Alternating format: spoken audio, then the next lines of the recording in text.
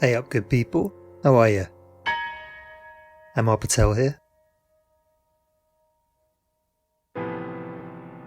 Coming to you from London town with a Moonbeam Levels special on a style and period of music that's very close to my body and soul.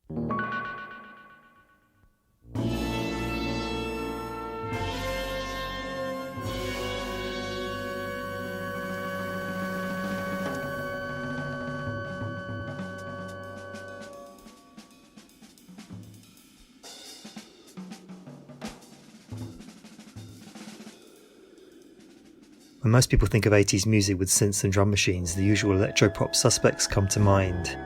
Kraftwerk, Marauder, Depeche Mode, Human League, Gary Newman, maybe Patrick Cowley. What we should be talking about is how black musicians quietly, and not so quietly, revolutionised popular culture through their adventures in R&B from the 70s into the 80s. Glasgow-based journalist Stephen Vass has achieved something monumental with his book Let the Music Play, plotting a course through those decades and tracing the evolution of these sounds through the constellation of artists around them. The level of research is encyclopaedic, yet he's managed to keep it breezy, capturing the thrill of hearing these records for the first time, and minds being blown often on a weekly basis, as underground club culture broke through on the charts. I caught up with Steve a couple of months after his launch in Brixton to talk about how he got into writing, reasons and reservations in doing the book, being inspired by the likes of Coming to America, giving flowers to Kashif and Paul Lawrence, Patrice Rushen, Cameo, Nona Hendrix, Jam and Lewis, many, many more. Just kicking off with a few synthy pioneers from the Black Pool of Genius here, examples of artists widening the palette, colours, textures, new possibilities, and then we'll get into it. Expect a Questlove supreme level of discourse here, along with a big bag of boogie street soul type of thing. Questions and comments and abuse always welcome to @AmarOfPatel, AmarOfPatel. Enjoy.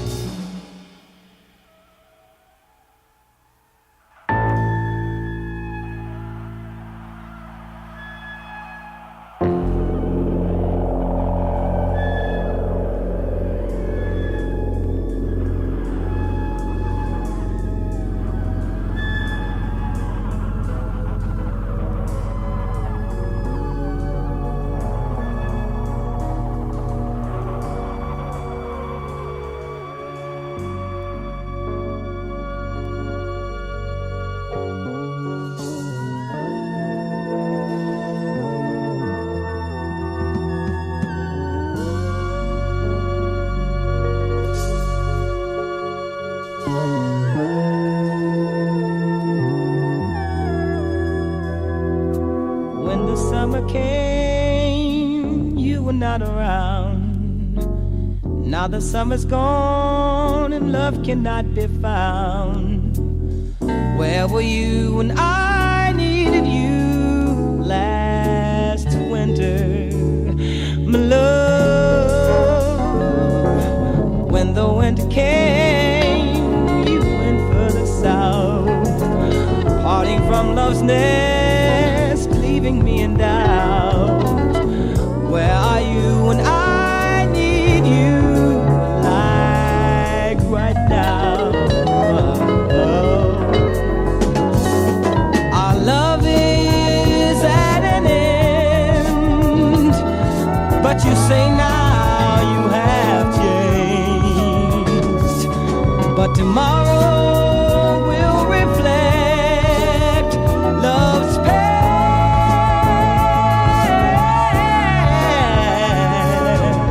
When the winter came, you were not around. Through the bitter winds, love could not be found. Where were you when I needed you last winter, my love?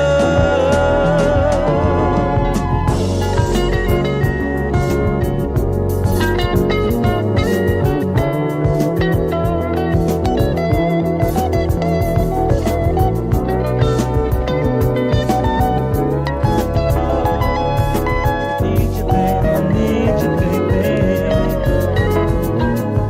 Our love is at an end, but you say now you have changed.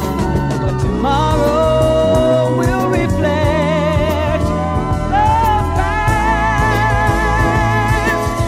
Love, spring will fill the air, and you will come around. But is it summer love that will let me down? Where were you when I needed you last winter, my love? Da da da da da da da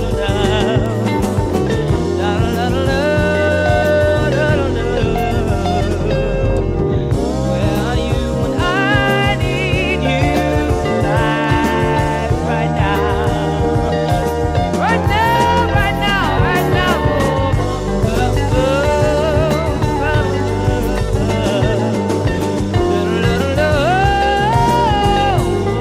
Yeah. Where were you when I needed you last winter, my dear? Oh, yeah. Need you, baby, I need you, baby, I need you, baby, I need you, baby, I need you, baby, I need you, baby. Oh, where were you when I needed you last winter, last winter? I love you, yeah. Make me say, need you, baby, need you, baby.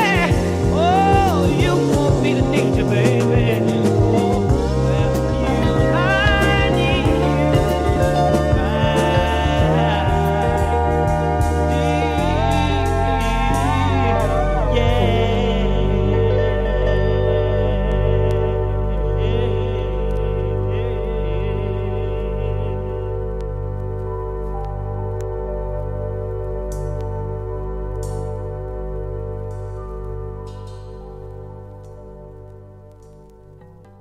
Moonbeam Levels. How have you been, Steve? It's been a while since I saw you. How long was it? A couple of months now? Time is moving really fast. Oh, you know what? Not even. Well, I think it was March the 18th. Did you feel nervous at all?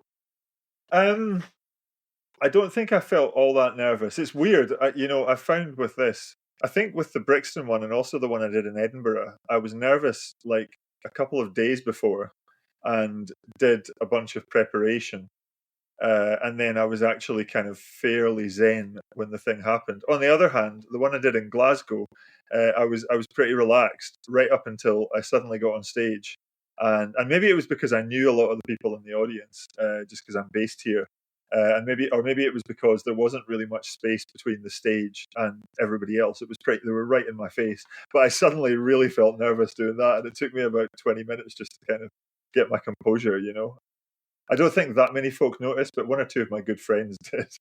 The minute you said stage, I started getting nervous.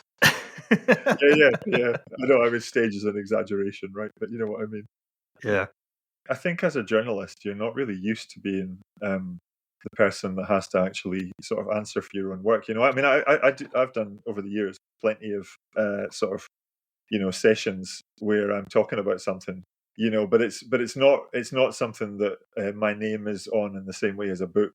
So you're essentially just relaying your own research findings, really, and sort of chatting to the audience about it. Whereas something like that, where people actually want to know what you think, is a bit like, God, yeah, this is why I like to ask questions for a living, so I don't have to do this. But at least I've adjusted a wee bit. I think at the turn of the year I was thinking, oh boy, here we go. The work last year was hard, but having to promote this is going to be worse. I'm not a natural promoter, but it's nice to have got to this point and nothing terrible's happened so far. You need like a few alter egos to slip into to spice it up a bit, maybe. Yeah, well, maybe you're right. Yeah, turn up in a dress or something. So tell us a bit about your beginnings. Where were you brought up, and how did your interest in music develop? I mean, I've lived in various parts of Scotland, but I can say, I mean, it sort of started off in the Highlands, but age 5, moved to Livingston, which is a sort of new town, a bit like Milton Keynes. That's not that. It's sort of halfway between Edinburgh and Glasgow. Lived there for a couple of years, and then we moved to Edinburgh. My dad was a teacher, history teacher, actually he already had the job in Edinburgh before we moved there. But Livingston was a bit of a trek, so we moved into town. And then from the age of about 7 till 21, I lived in Edinburgh. Went to uni there as well. So and then elsewhere after that. But in terms of kind of beginnings, kind of music wise, I mean, I think Livingston in some ways really shaped it. I mean, we were living in, it's a new town in the sense of, it's got a lot of kind of pedestrianized walkways, a lot of kind of underpasses and overpasses. It's very concrete, and at that time, I mean, me sort of aged, as I say, sort of 5 or 6, sort of seeing a lot of punks walking around, and a lot of the kind of very claustrophobic sort of music of the day. Seeing stuff like Ghost Town. I mean, Top of the Pops was a big thing for me at that sort of age, and House of Fun or Tainted Love, Don't You Want Me. All quite sort of dark claustrophobic, and I think that was where the UK was at the time. I mean, the UK was in a recession, and it was pretty bleak. It was probably, the Falklands probably kicked off halfway through.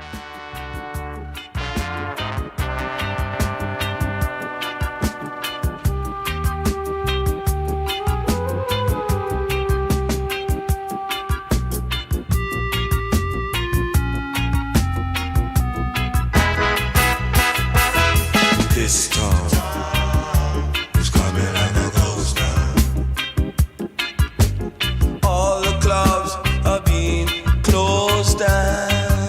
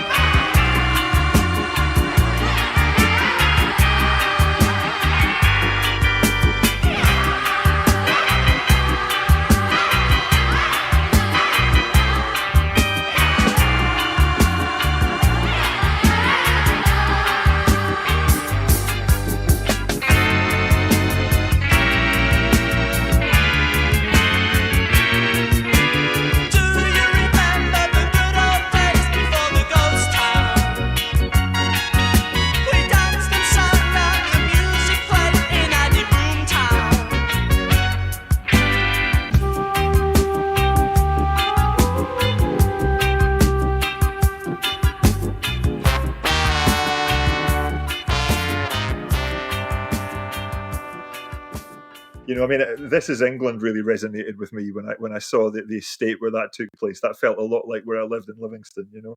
I think by the time I got to about 11 or 12, I was more kind of hardcore into music. I was kind of taping the charts every week, and and starting to read music books, and maybe not quite as young as that, going to gigs, but certainly from about the age of 13. But even kind of in the mid 80s, where I sort of maybe came and went with it a bit more, I was always really interested in sort of sci-fi and tech and the future. I mean, the TV theme tunes, even from that era, the likes of Brookside, or the Krypton Factor, or Tomorrow's World, or I think it was World in Action or QED. I can't remember, but they all had very, very cool kind of synth tunes, and I think that kind of had a real impression on me. This is BBC One, and now a seasonal Tomorrow's World.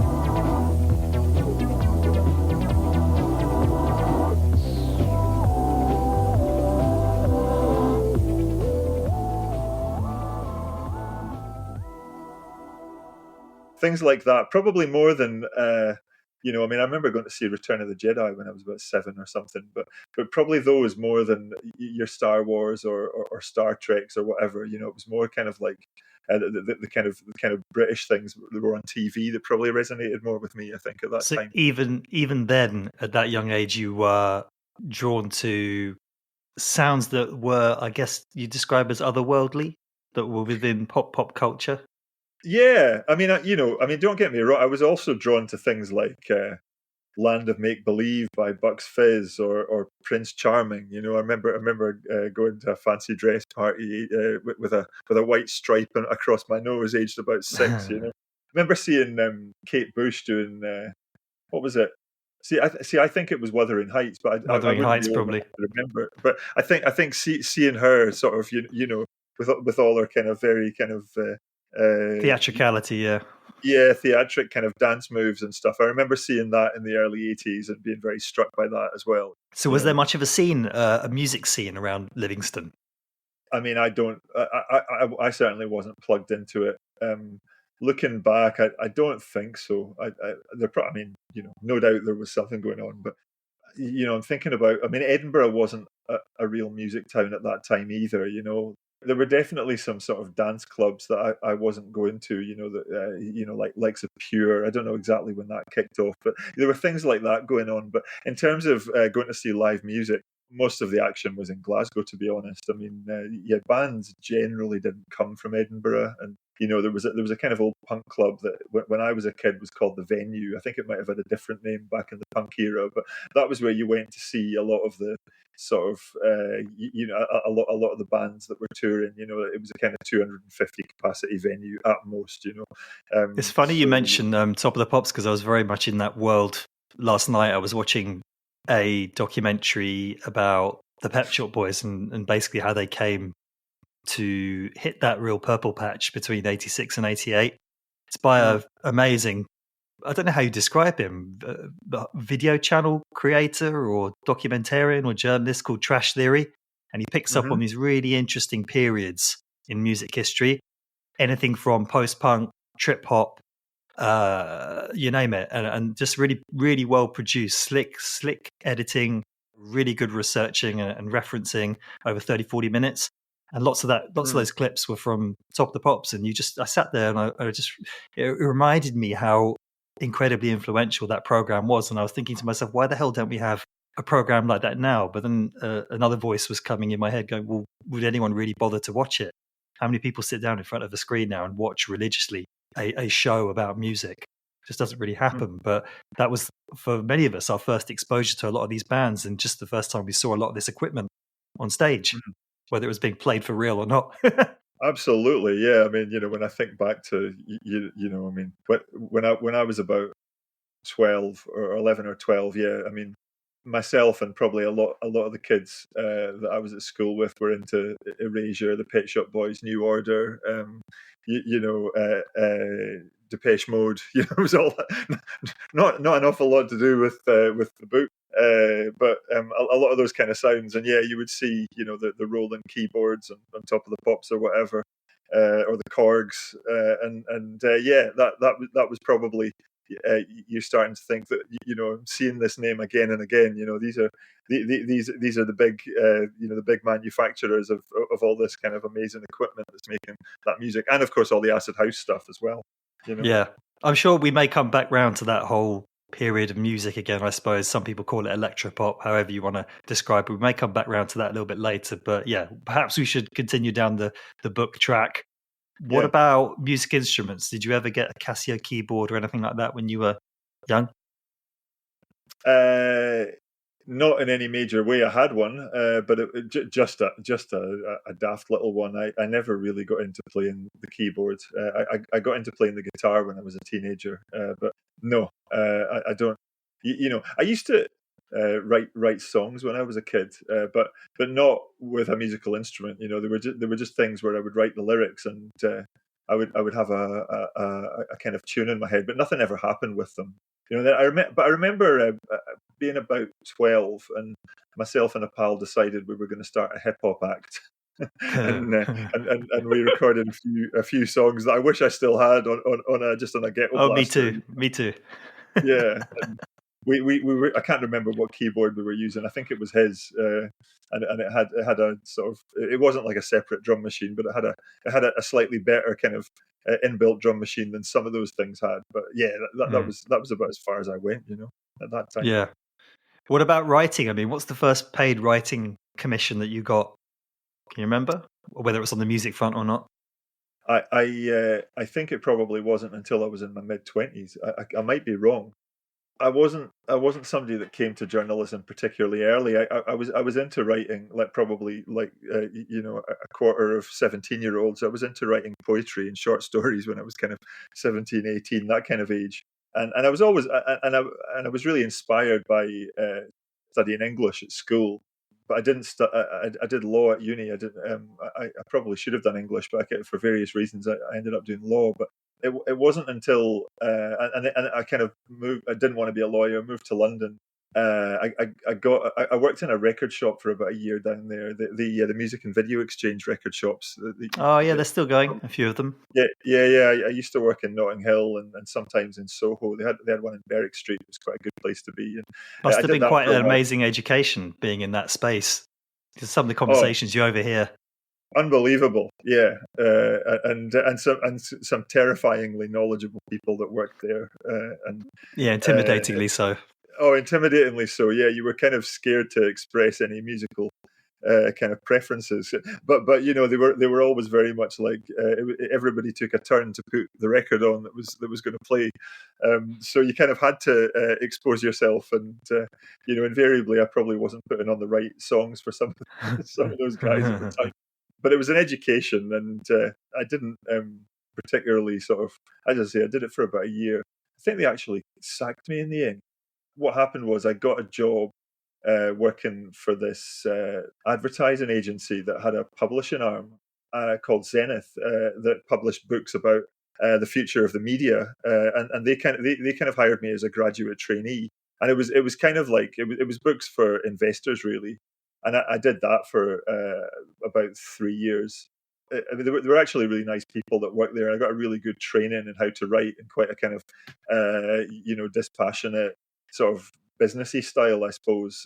But I didn't really want to do that kind of writing particularly. So myself and my partner Anne went off to Zambia to do VSO, voluntary services overseas. I don't know to what extent it still exists now, but at that time, I took a job there to be an editor for a distance learning organisation that was publishing sort of teaching materials. So I did that for a couple of years, and then what happened was, so I still didn't really know. I was kind of gradually finding my way towards what I wanted to do, something to do with writing and editing, but it was still somewhat vague. And then what kind of sealed the deal for me was a team of I think it was a reporter and a couple of photographers, whatever it was, came from the Times educational supplement to do a feature about BSOs, and they came and stayed in the town where I lived for a couple of days, and we hung out with them. Kind of went out for dinner and stuff, and I spent a bit of time kind of quizzing the reporter just about what it was like being a journalist, and that made me decide that's actually what I should do. Why did I not kind of decide this a few years ago? Because I'd never been near a student newspaper or anything like that. It wasn't that I didn't. I guess I'd vaguely thought about it. What I really should have done when I was 21 would have been to write off to all the music magazines and what have you. Try and get work experience and really probably push my way into that if I could have. But anyway, so that was kind of how I got into journalism, and then I went off and did a course and became a reporter. Did you find yourself returning to any particular magazines or books, or looking out for particular writers around the time you were migrating to the music world? I don't know what the answer would be to that, really. I mean, I want to say no. I remember being really influenced by Lester Bangs. Psychotic Reactions and Carburetor Dung. Exactly, Psychotic Reactions. Yeah, and really, being kind of blown away by that. I suppose it was kind of quite a gonzo type of style, like Hunter S. Thompson or something, which I would definitely have thought was a good thing to be in amongst when I was. Yeah, it was one of the big books for me, but I didn't come to it until a little bit later. I think I only got onto Lester Bangs around the time that Almost Famous came out. I think that film turned me on to him. But then I think prior to that, I'd heard about this incredible piece of writing that he'd produced on Van Morrison's Astral Weeks, which is among the greatest pieces of prose, music prose, I guess a review if you want to bring it down to its core, but it's so much more than that. I wouldn't really call it a review. Definitely on my list of influences for sure. Nice. I don't know if I've actually read that particular one. I must look that out, but I don't know. I mean, I just kind of read what I read. I used to kind of religiously read the NME, at a certain age. Loved a lot of the writing in that. I remember really liking Stephen Wells's writing and David Quantick. I mean, there were certain names you would sort of look out for. But to be honest, I think music journalism had maybe got a bit better by then. But especially when I look back at a lot of the music journalism from say 5-10 years before that, a lot of it to me just reads really kind of self-importantly and pretentiously. I don't. Yeah, very obnoxious, very pretentious. Yeah, I'm not a kind of flowery writer. I'm quite kind of stripped down and just get to the point, really. For better or worse. But yeah, it's not really my vibe. So to be honest, I was probably more influenced by Günter Grass or Ernest Hemingway or So I guess writers who are beyond music criticism, I suppose, beyond critique. I guess more about the storytelling aspect, I suppose, and exactly, yeah. Hermann Hesse, I was a big fan of. I remember loving The Glass and Steppenwolf. I also did a law degree at university. I'm not really sure for what reasons now. I think, well, no, I do know. Why am I being shy about it? I think it was more for my parents, to please my parents. The parents, South Asian family, very, very straight down the middle, doctor, lawyer, management consultant, son. That's what I want to be telling everybody. I just think I always remembered growing up in those newsagents, looking at papers, looking at magazines, and thinking, I quite like to do that. How do you do that? How do you write like that? Meanwhile, I'm struggling to write my bloody essays for history, cramming information into my head and then trying to regurgitate it and thinking that that's writing. And it's not. And I'm trying to tell that to mentees at the moment. But I guess it takes certain people a longer period of time to find their voice than others. And it also depends on what you're reading. A lot of people say that's probably the most important thing outside of practicing your writing. You just got to read as much as possible, read people and understand what you respond to. Yeah, I think you're right. I certainly remember when I first got a reporter's job, I was working at the Sunday Herald in Glasgow, and by this stage I'm about 28 or 29, and I suppose being pulled up for writing too densely, still carrying too much of the learning that I'd got from Zenith, from writing about the media, and having to kind of unlearn that and learn a different style, and then again, I got really into going to a creative writing class about 10 years ago now. I started going to it, and it was an interesting experience because I kind of fancied myself as being quite good at writing fiction, even though I'd never really had anything published. But I found when I went to that I was getting pretty stiff criticism, and it was a bit like the same again. I had to kind of unlearn some of the things or kind of adapt to a different style of writing. So for me, maybe I've been slow in the uptake, but I feel like I've had to kind of learn and unlearn and relearn. That feels like our burden as writers, I suppose, for the rest of our lives. It feels like lifelong learning. It's that's what I always draw encouragement from the profession I've chosen. It's not like you are an athlete who has a finite period of time to be at your best. We may not write our best work until we're 50, 55 years old, right? Lord willing. Yeah. I like the sound of that. when I'm not really, when I feel like I just don't have any flow, or I have a low opinion of myself as a writer. I just feel like, sometimes we have bad days, sometimes we have good days, and there's other peripheral factors that do knock us off our stride. And just because someone said this to me the other day, so just because you've had a bad day doesn't make you a bad writer. Some of us just don't write well on certain days or in certain moments or periods or moods. And then, take it forward 2-3 weeks and you have an idea and you're just compelled to write it, right? And you're compelled to say it in a certain way, and you'll do whatever it takes to get there. Yeah, I agree. I mean, I think the most important thing is just to sit down and do it, and not see it as something you have to be in any way inspired to do. I mean, I sort of think of, I want to say Alex Ferguson. I don't know if it's exactly him, but there's a sort of quote in my head about a football manager like that, sort of saying, you can't afford to let the good days go to your head or get too down about the bad days. It's just another day at the office. And I think that's how you have to write. Although you have to apply a lot of learning that you've picked up along the way, you can't be too kind of pretentious about it or precious. No. And you just need to try and write like you speak. I always think, and always a good maxim. Yeah. If it feels like it's coming from you, then it'll probably be better than if it feels like it's come from somebody else. We should probably play some music, I suppose. Suggest some music. I mean, take us back. I should have asked this a little bit earlier, but take us back to the record shop, Music and Video Exchange. Like, is there something that sticks in the mind? Someone turned you on to something. They put it on the turntable and it blew your mind. I probably went through a few different phases. I mean, it was, I remember getting really into Desmond Decker when I lived in London. Something like Reggae Recipe. Good selection. Right here and now, ladies and gentlemen, I'd like to introduce for you a very soulful brother. Soul brother number one. Thank you ever so Kingston, kindly. Jamaica way. Thank you ever so kindly.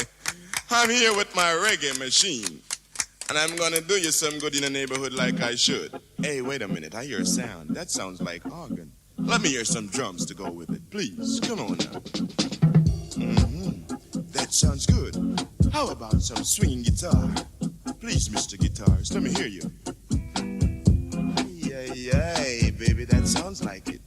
But let me hear some piano. You can't sit on the keyboard. Put your finger on it. Come on. Thank you. But I can't do it without the bass. Come on, bassy. Move those fingers. Let me hear it. Swing it. Now you're doing your thing. That sounds like the thing. Guitars, give me them reggae guitar, please. Man, ain't them sounds pretty. It's just fabulous. I can't stand to listen to that thing. It's throwing me way out of my mind now. Come on now, throw it. Now shake it, fellas, shake it well. And then start. That's it. Now we got Desmond Decker and the Haitians here. And they're gonna do their thing with the reggae recipe. Come on, fellas. Reggae recipe.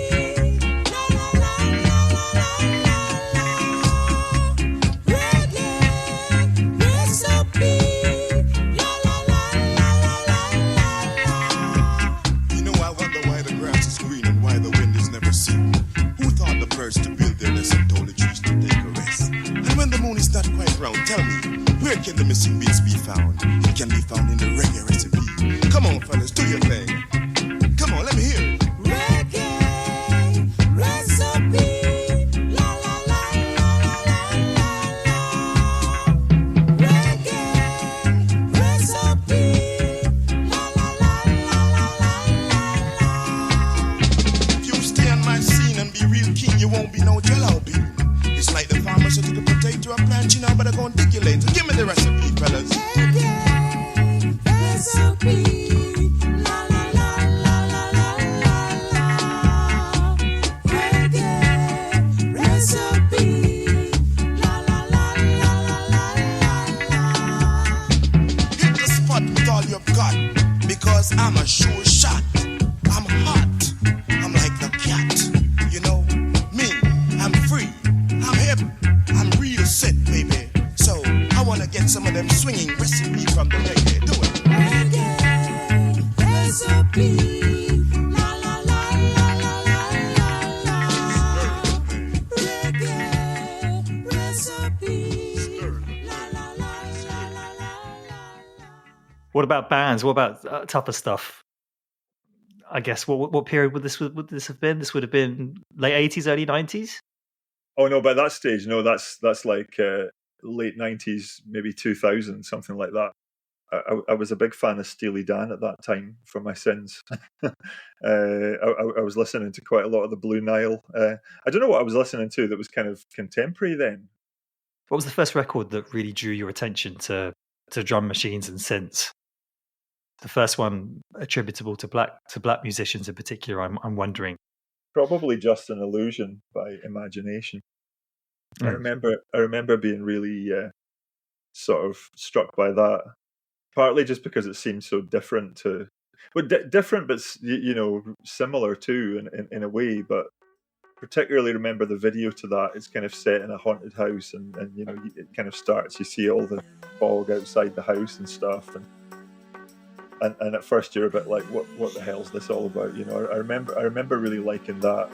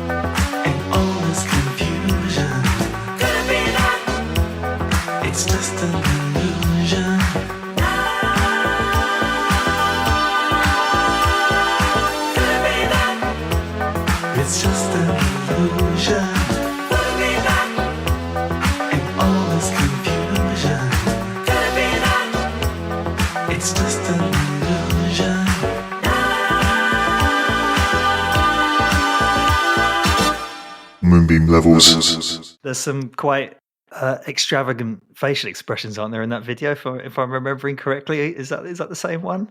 It's quite a production. Yeah, it is. And it's, I'm not sure how proud of it the band would be in hindsight. It sounds like the shoot was a bit of a nightmare, but There was some scandalous moving going on in the video excerpt of their performance on Top of the Pops of Body Talk yesterday in that Pet Shop Boys documentary. I was laughing hard. Yeah, it left nothing to the imagination, as the talking head was telling us, if you know what I mean. Yeah, oh yeah. I think there was quite a bit of that with imagination. Yeah, they really stood out at the time, as a really interesting act. I remember being very drawn to. This was a wee bit later, but Trapped by Colonel Abrahams in about '85, and then. And probably around that time, realising who Prince was, probably through Raspberry Beret. I think that was probably my introduction to Prince.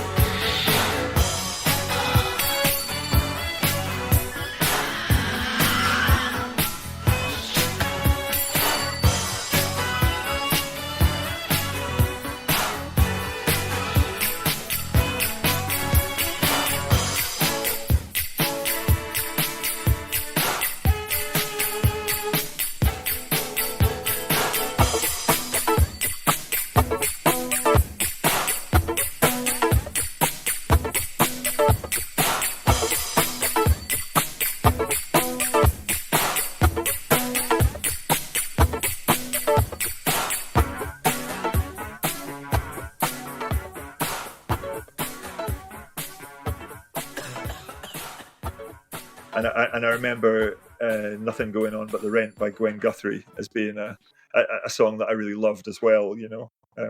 And the joy of kind of in later years discovering how much else she did that was great, you know. I mean, what a phenomenal artist she was. I hadn't but- listened to it for a long time before I finished the book. It just triggered something in my memory. I mean, my last memory of it was, and my first memory of it actually was Eddie Murphy referencing it in Raw. Do you remember towards the end of the stand-up show, the concert movie that he made in the late 80s? He's like impersonating Gwen Guthrie and talking about how the ladies are all doing it for themselves and, you know, what's going on. He's like the Red. A lot of us would just go around laughing and just impersonating him, doing that for ages without many of us actually thinking, like, who is Gwen Guthrie? We were very young. We weren't going to clubs. You know, we didn't know who this person was. But going back to what I said earlier, originally, I listened to that track on my teeny laptop speakers and it's huge. It's a huge track. It's big. It just fills the space, right? Incredible, yeah, huge and yet minimal as well. You know, it's very cleverly done.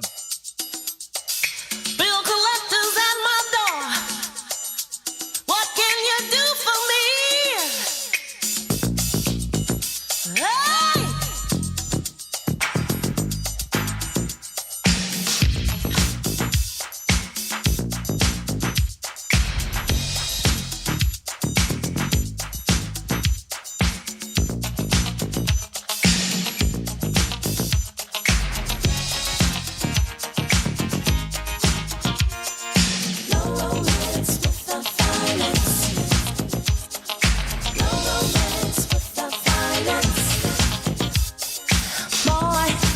Nothing in life is free. That's why I'm asking you, what can you do for me? I've got responsibilities, so I'm looking for a man who's got some money in his hand. 'Cause nothing from nothing leaves a nothing. You got to have something if you wanna be with me.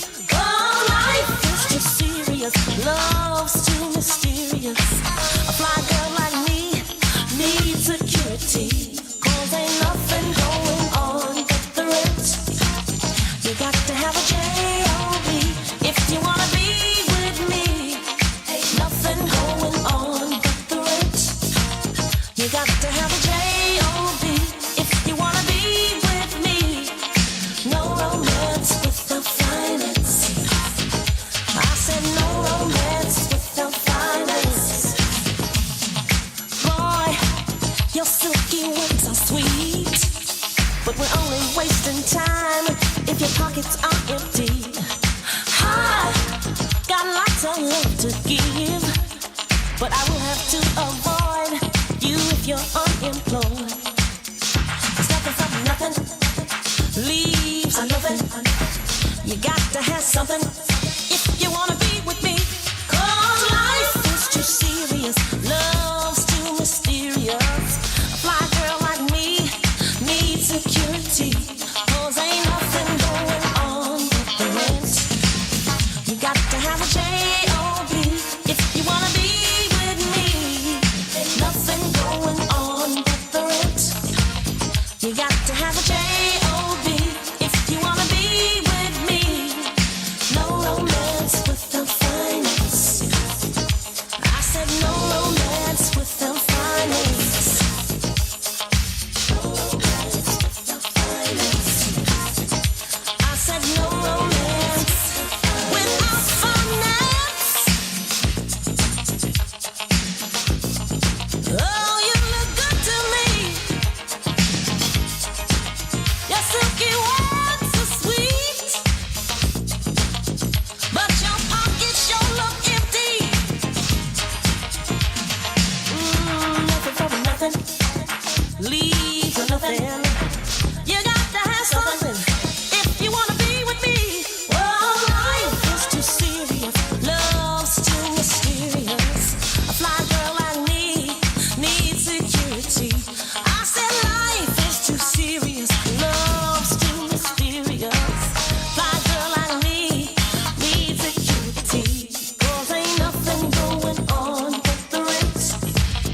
You got to have a J-O-B if you wanna be with me.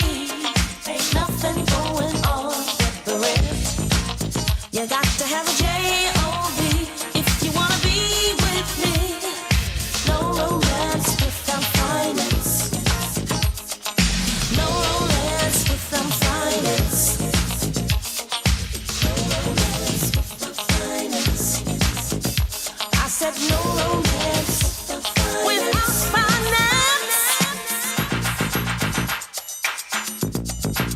What can you do for me?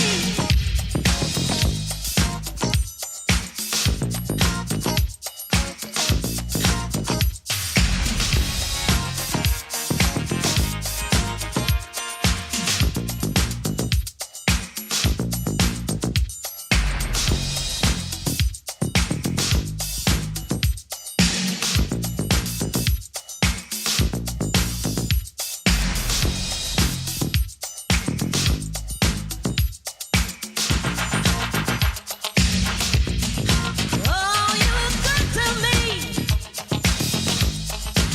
Your silky words are sweet,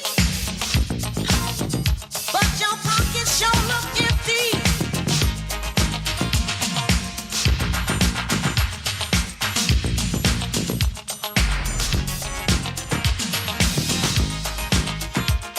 Ain't nothing going on with the rent.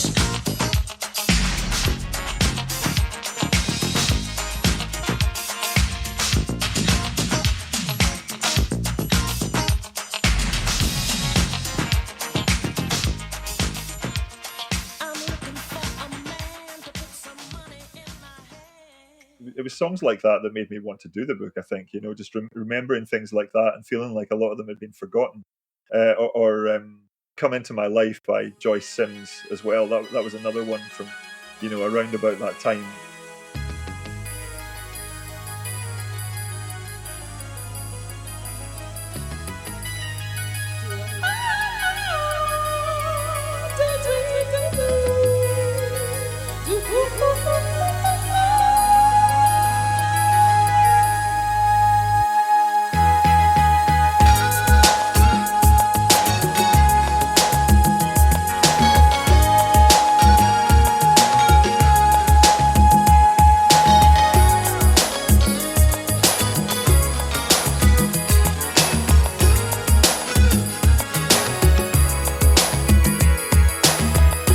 Come into my life, I got so much love to show you.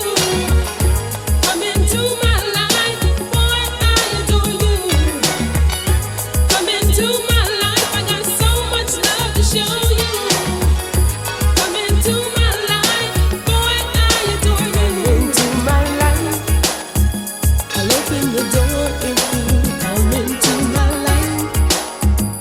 Boy, I adore you, and I will treat you right, and I'll show you sweet melodies that you want and need, for you hold the keys to my life.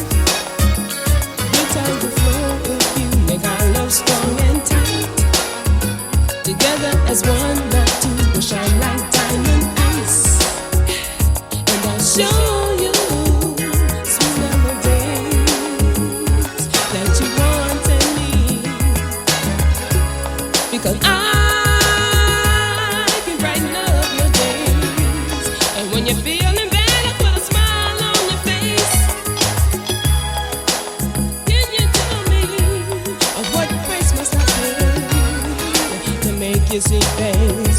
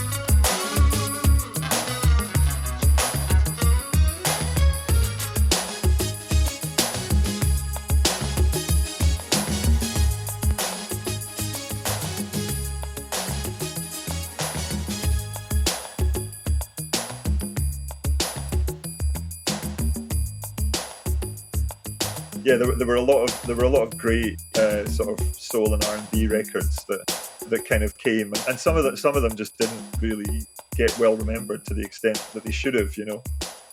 Yeah, you're hitting on a lot of big seminal tracks for me. Those songs. I mean, I have them here on record as well. I never really danced them in the clubs when I was growing up. Those are all moments from my 20s, late 20s into 30s, where I guess there was a revival going on, or I was just starting to DJ. And I always was a soul boy, I think I could say. But until I started DJing, I didn't realize just how physical those records are. I call it body music sometimes. It feels like very much like that's my own little way of signposting these kind of tracks, not necessarily high tempo, like high BPM. There's just something about the way the rhythm is composed and the way it's engineered that just does something to the body and just makes you want to loosen up and move.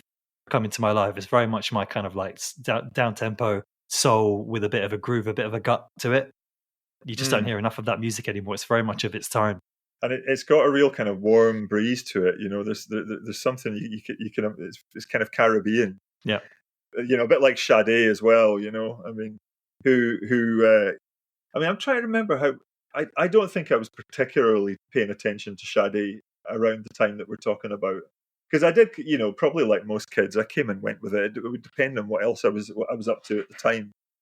It's a bit like Prince, isn't it, with Sade? I mean, she was just so incredible that her songs have kind of lived on, and they just kind of permeate. So if you weren't paying attention first time round, you're going to kind of pick them up by osmosis at some point. But I was a lot older by the time I decided how great Sade was. Probably knocking on 30. Like I remember hearing her first album being playing in a cafe and just thinking, wow. So many good songs on that album, actually, when you just sit and listen to it. Yeah, it took me a while to get past the aesthetics of it. I think I remember buying the greatest hits. I don't know why. I think deep down it's probably because of what you're saying, and I realized in some capacity that they were good songs, but it just felt a bit too wine bar, a bit too sophisticated for me. Yeah, exactly. That's probably the other reason I didn't go near it for a long time either. It felt like, because I think once the culture got over that, it felt really nasty, didn't it? Just all that kind of aspirational 1985-ish kind of. Yeah. It's not until years later that you're able to kind of look at it and see the beauty in it too. A song like The Sweetest Taboo is probably the sort of song that at one stage I would have just thought, yeah, it's pretty naff. But I definitely remember at some point hearing that and just thinking, actually, that song is so good. When you just listen to the structure of it and how much is going on, it's just, yeah. Even though it's smooth, right? It's got a heavy rhythm to it. Yeah, and a yeah. hook. The words as well, just there's something really melancholy. I've always liked melancholy in music. I'm a bit of a goth at heart, really, but I'll take it. I'll take it in all genres. And yeah, Sade, I think speaks to that as well. Yeah. When did you realize that there was a bigger story to tell about the influence of synths and drum machines on 70s and 80s R&B? Because obviously it's a little too reductive to do as others have done in the past and say you go from a Kraftwerk to a Planet Rock, or you go from a Blue Monday to a Your Love or Jack Your Body. I just think you've hit on something particular in this book that I was shocked I'd never really considered before. Yeah, I mean, I was a little bit surprised that it had never been done, to be honest. And it wasn't one of those things that I'd been thinking for years. I probably had been thinking for years. I would love to write a book about 80s music. I was certainly, very drawn to the early 80s, but didn't feel that anybody needed to say much more about, let's say the Human League or something. But a lot of the stuff more like the D Trains and the Shannons and the Skies and, feeling like they're more niche than they really should be. It was probably it kind of came from there, thinking I'd like to write a book about that kind of sound, a lot of the boogie sound, but also as a kid, I mean, you mentioned Eddie Murphy earlier. I mean, it's easy to forget just how huge Eddie Murphy was for kids. Come into America and the scene where Akeem and Semi, played by Eddie Murphy in Arsenio Hall, go into the nightclub because he's looking for his wife, and they meet all these weird and wonderful characters. They meet this woman that claims to have been Joan of Arc and all the rest of it. But the way Yeah, exactly. The kind of shot where they're walking through that kind of bar come club, and the music that was playing. Pretty much everybody there is black, and just the clothes that people are wearing. That was always in my head as an aesthetic that had been lost. And then I went back and watched the film. I can't remember what music is playing, but it's very kind of nastily produced stuff from about 1987. It's not as good as it was in my memory, but that sort of aesthetic, something that focused on not the kind of crate digging obscurity stuff, but also not so much on the huge stars, even though you couldn't avoid them completely. I was kind of thinking, what could you do that would kind of encapsulate all that? And then it kind of hit me at some point how ridiculous it is that the story of synth, if you were to ask most people, what do we mean by synth, or who are the synth pioneers? Somebody's maybe going to say Delia Derbyshire, but most people are going to say Kraftwerk or the Human League or maybe Gary Newman. Very few people would probably say Stevie Wonder or Ike Turner or Prince or something. And I just thought, that is an injustice, but it's also just stupid. And it's been overlooked, and so I started hunting around to see what else had been said, and I was just really surprised nobody had really covered it. You kind of approach people whose opinions you trust, and you're like, "Am I going mad, or is that actually a really good idea for?" Do you know what I mean? It was a bit like that, to be honest. Over the course of a few weeks, probably. I did have a theory, and it was that I feel like some of this music. Let's take Jam and Lewis as an example. I feel like some of this music, particularly from the black music canon, is so well written that I feel like the quality of the song overshadows the production. Would you say there's something in that? I just feel like you take like a Shannon or something. I just feel like, oh god, that's such a catchy song, and I can move to it. But you compare that in terms of its bones and how it's put together and how it's created using machines. I don't think many people are thinking about machines when they listen to that music, right? They're thinking about the song. Whereas you put that next to a Kraftwerk track, or let's say something by Moroder, and I just feel like the technology is a lot more upfront. Yeah, it is, and you're right. That's one of the reasons why. Well, I don't know. I don't know that I've got a strong view. I've certainly spoken to artists from the time who, as in the period, as opposed to Morris Day. I'm talking about black artists that are of the view that the way that the media presented the rise of synth pop or the synth pioneers was somewhat racist and maybe ties in a bit with the same sort of thing that Gil Scott Heron was complaining about with Whitey on the Moon. I mean, not that it's or the whole kind of Afrofuturist movement. That there's a bit of that about it now.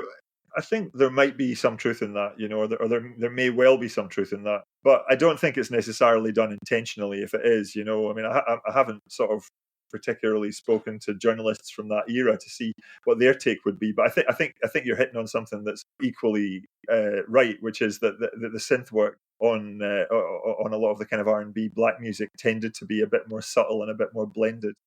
It wasn't so in your face, or the stuff that was much more niche. Something like the Johnson Crew, or Cybertron or something, as well as being a little bit later maybe than some of the white artists were doing it. So there's different reasons, but I think maybe the fact that it wasn't really written about by kind of the music journalists of the day, the fact that it maybe didn't occur to them is still odd, because it's not as if they wouldn't have been going to those shows and seeing the equipment being used.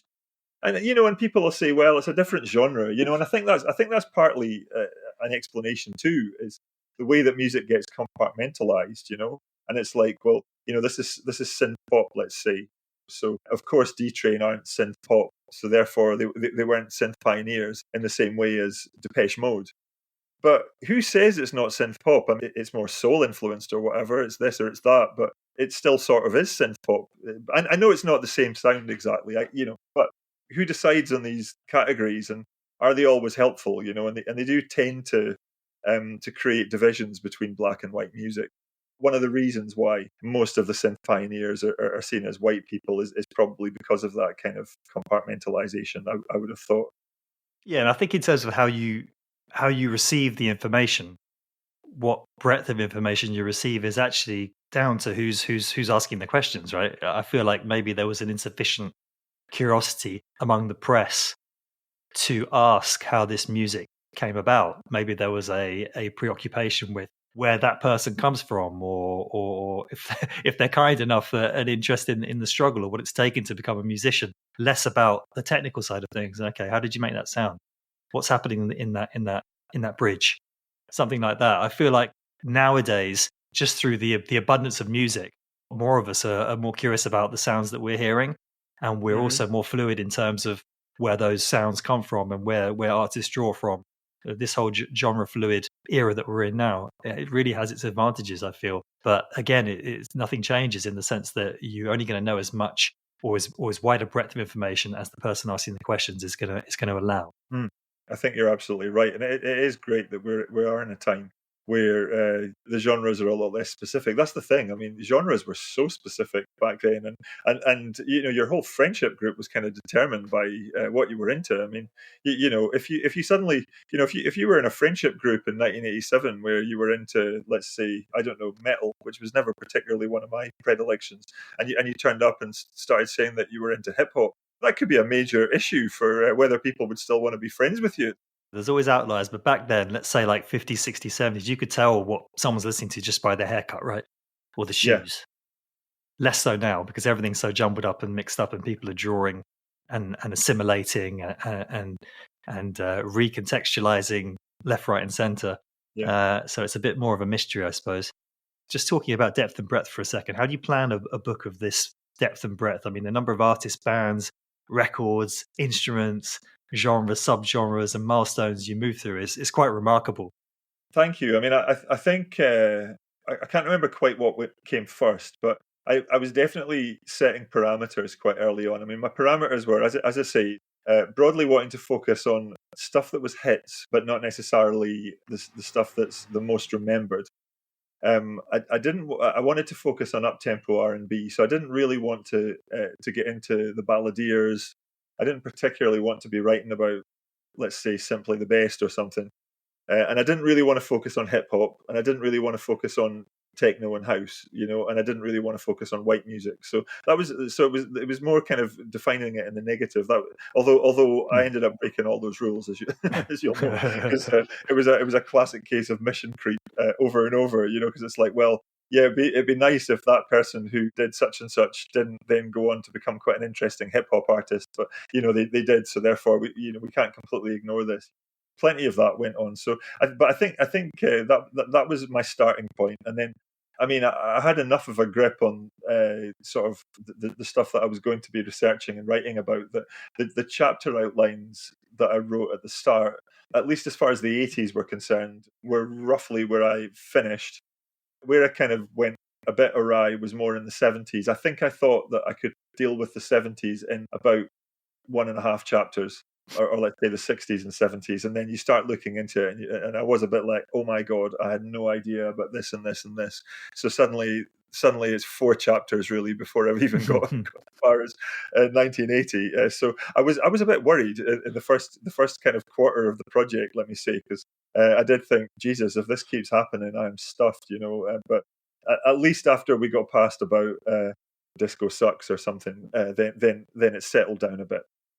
It's like, well, you've got your structure, but you still need to know what your narrative is for each chapter. I was very much trying to tell a story where everything flowed from at least within one chapter. And Colin, the publisher, sort of said, you're almost looking to, like, each chapter is a bit like a short story, and I think that did capture what I was trying to do. But I had quite a few artists that were floating around that I couldn't quite decide which narrative I could fit them into. I mean, New Edition, for example. New Edition were doing my head in for ages, because it was like, am I going to put them here? Am I going to put them here? So chapter 10, the one that's all about how a lot of this music kind of got involved with movie soundtracks and MTV. For a while, I was thinking I was going to put them there because they were very much a kind of Jackson 5 revival. So I thought it made sense to talk about them at the same time as Michael Jackson. But try as I might, I just couldn't find a way to make the narrative work. So, they were there, and then they were going to be somewhere else. And yeah, I mean, they weren't the only example of that. So I had things like that, or I was going to have a chapter that kind of covered what happened to the funk bands in the 80s. And that was covering Cameo, Fatback Band, Midnight Star, people like that. And then when I started looking into that, I realized that the chronology was all wrong. And because I was going to do that chapter, I think, after the soundtracks one. So I kind of had in mind Freakazoid and Word Up and Is This the Future by the Fatback Band.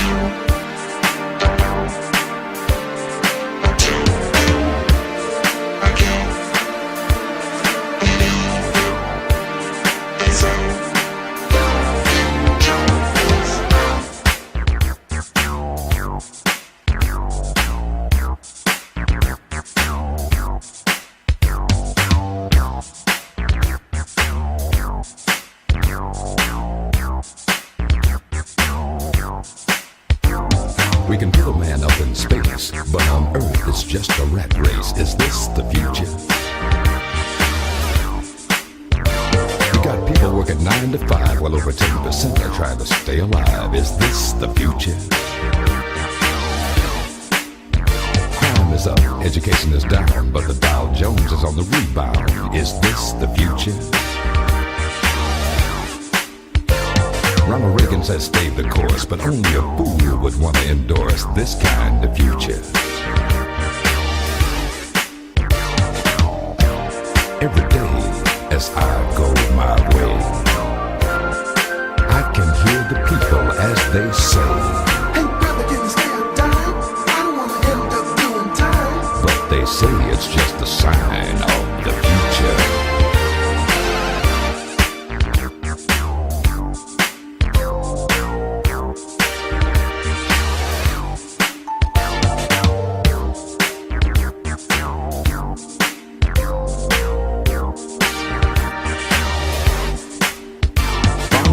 That I thought I'd buy, but the interest rates were just too high. Is this the future? Worked years perfecting my craft. Now my boss has given me the shaft. Is this the future? Used to eat steaks and caviar. Now it's peanut butter and a candy bar. Is this the future? My money is nearly spent, don't have enough to pay the rent. You can cancel the future. Every day as I go my way, I can hear the people as they say, "Hey brother, can you stay on time? I don't want to end up doing time." But they say it's just a sign of the future.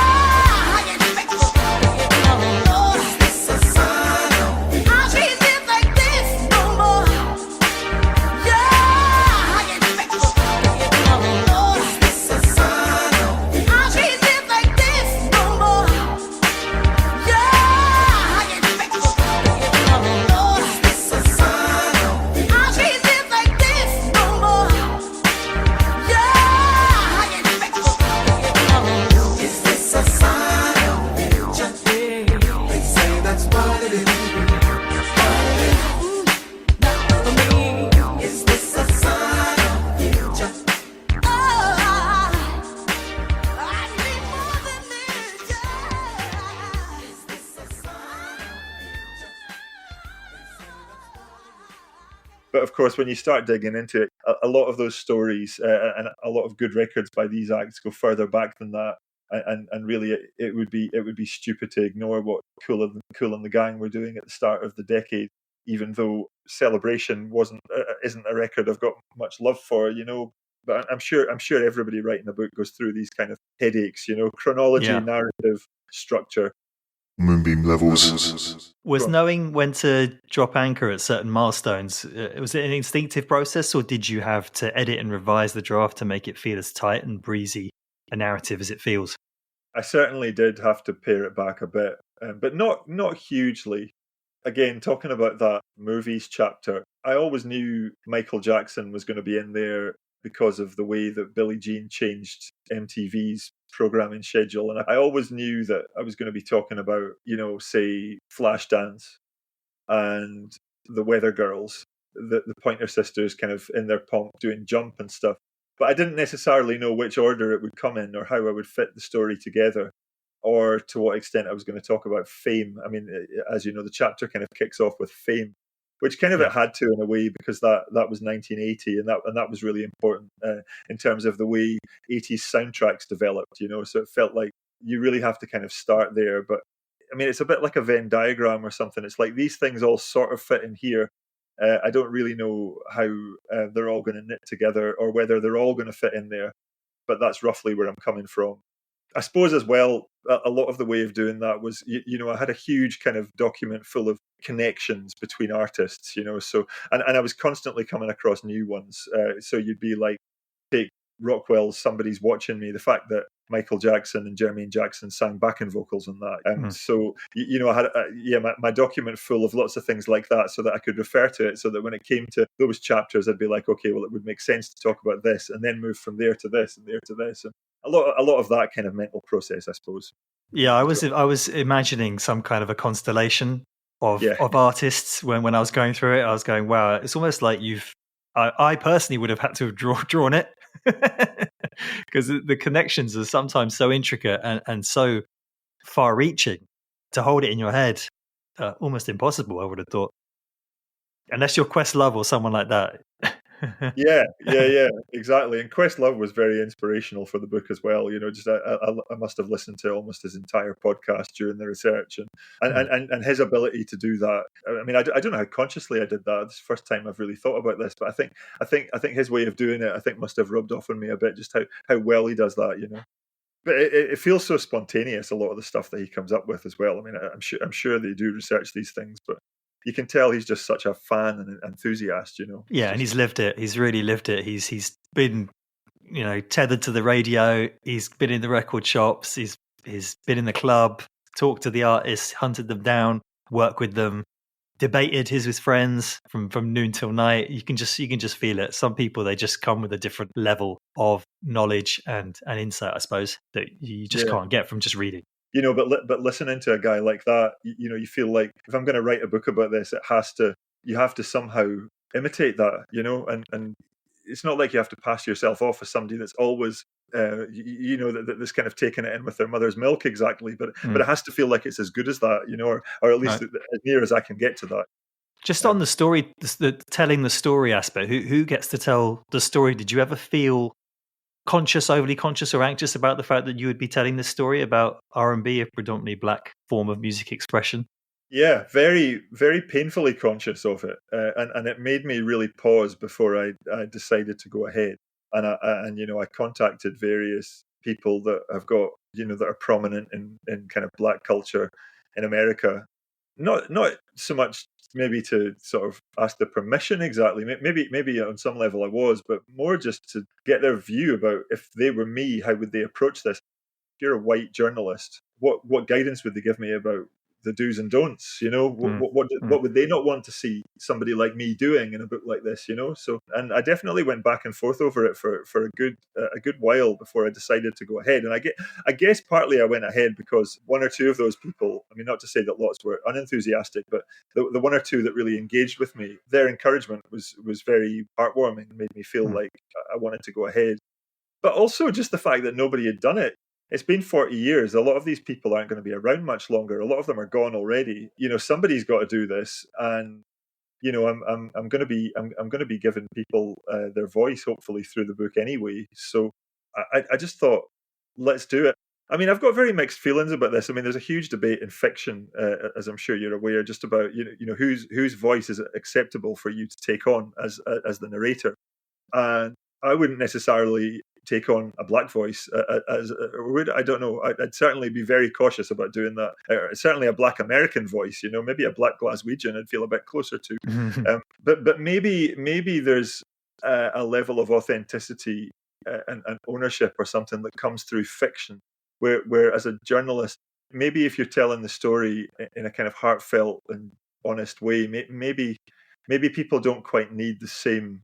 Maybe you don't need to be Questlove to be allowed to tell that story. I don't really know, and I'm very happy for other people to tell me better. I mean, I think we maybe get a little bit too anxious about these things in our culture, and like I it's not that I don't care about. I definitely do care about them, but do I want to just be the guy that says, well, you grew up in Edinburgh, so all right, you can write about Primal Scream, you can write about. You can write about Deep and Blue, but don't you dare go near anything else. And it's a bit like, well, I love those things too. So it's highly contentious times, isn't it? I mean, I really sympathise with the fact that time and time again over the years there've been flagrant examples of cultural appropriation to the point now where the black community in particular is very guarded about its culture and who gets to tell the story about that culture.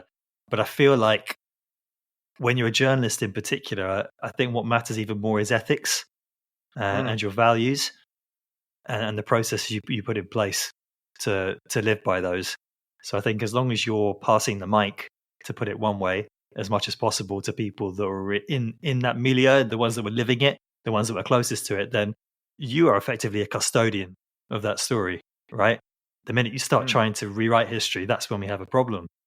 But as you say, I mean, it takes work to produce a book, and not everybody has the influence, the impetus, the resources to be able to write that book. So if you do have those things, then I feel you should go ahead and do it and then bring as many people in as possible to have that conversation, which is what you've done.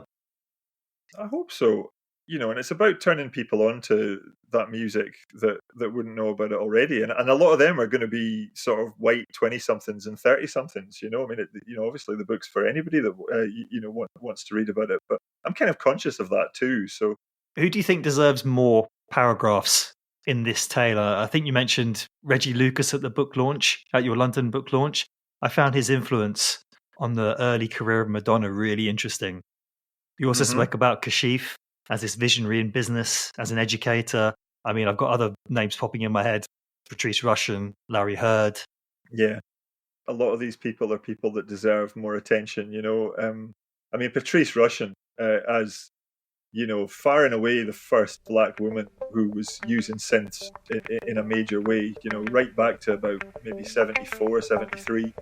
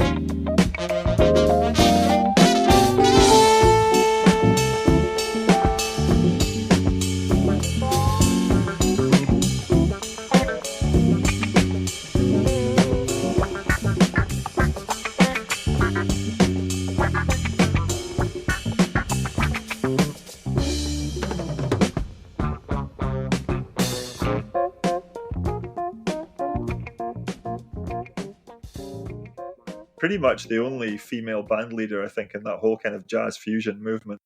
I mean, she's really only known for Forget Me Nots. Correct me if I'm wrong. I mean, but or at least or haven't you heard? Yeah, I mean, most people don't know much about her at all, and I didn't know half as much about her as there was to know. And such a lovely person as well. I mean, I was lucky enough to talk to her, and yeah, she was inspirational. She really was, and didn't have. I mean, you kind of ask the obvious question, which is, how did you do that when no other women were doing it? And she didn't have a particularly profound answer to that, which I think maybe speaks to the character she is. I mean, she sort of said, "Well, I was very well supported." I mean, she had an inspirational teacher at the school she went to, which I think was called Locke High School, which was a very kind of music oriented school in LA. He was a guy called Reggie Andrews, who went on to work at Motown, and he produced and wrote, I think, Let It Whip by the Dazz Band, and he also worked on a lot of her stuff. She talked about him. She talked about, just she'd grown up with various other people like Ndugu Chancellor, who was a major kind of figure on that scene as well. So they never made her feel like she didn't belong. But all the same, you think, well, what about the hundreds of other women who didn't do that? Surely they weren't. Did they all feel excluded? And I put it down to just the kind of remarkable character that Patrice Rushen was, that she was able to do that. That it didn't seem like a big deal to her. So I had quite an emotional reaction to the anecdote you tell about her having to basically pay for her own records to be made. It made me feel very sad when I read that, because I don't know, even at 15, 14, I knew that was a banging track. You got to be really, really, to adopt a phrase that Russell Crowe used to use, you got to have dead ears. You got to have dead ears to not be able to know that's a hit. I couldn't believe it. Yeah. How could you hear Forget Me Nots and not think it was, the answer to whatever the question is? That's the answer, right?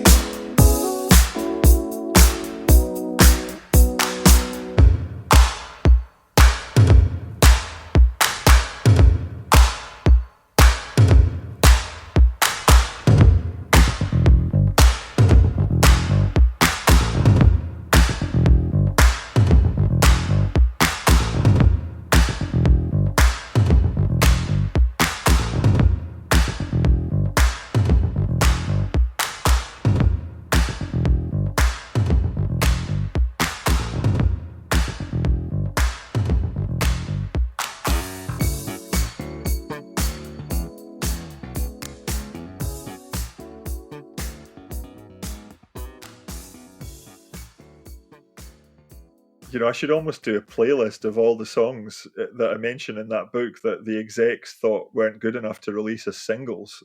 That's a great idea. Yeah, like, I mean, Juicy Fruit by Entombed comes to mind, for example. You know, he had to really dig his heels in to get that out. I can't remember other ones, but I forget which. There was a big Prince song, maybe When the Doves Cry. I can't remember. But anyway, there's a common problem. Nona Hendryx was a hugely inspirational figure as well, who, again, is barely known, really, in the kind of mainstream culture. And what an incredible artist and character.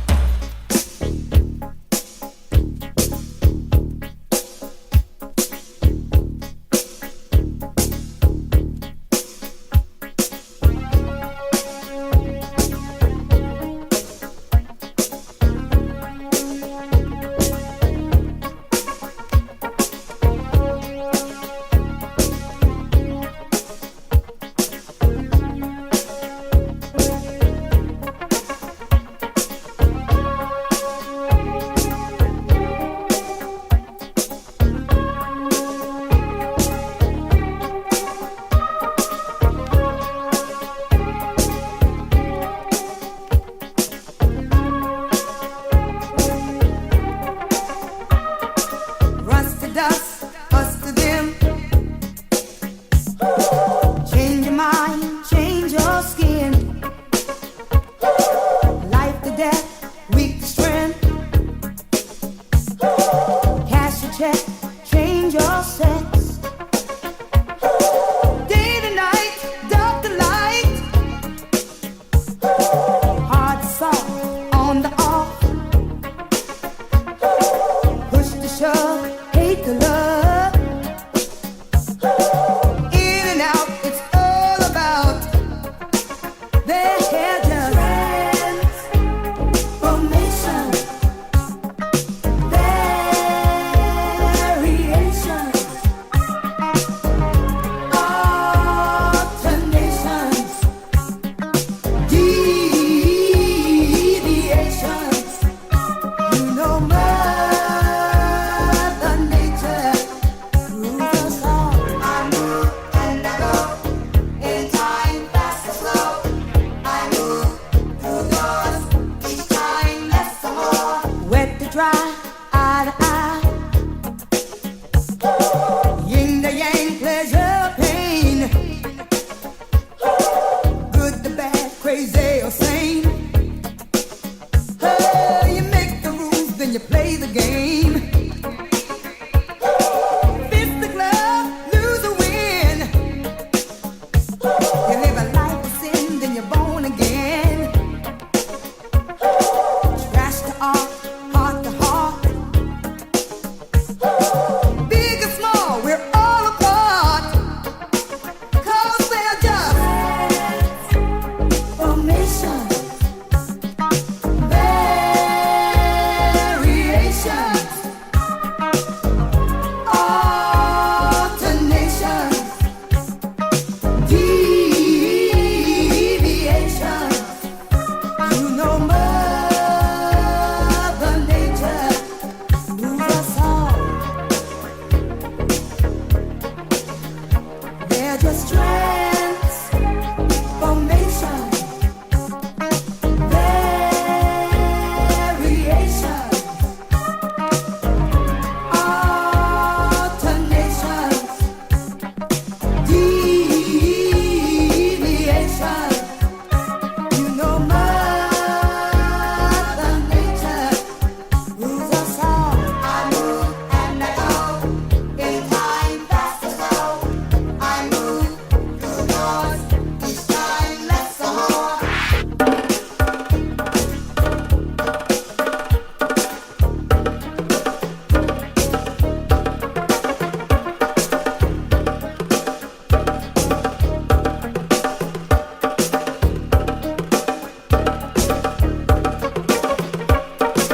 Wet to dry, born to die.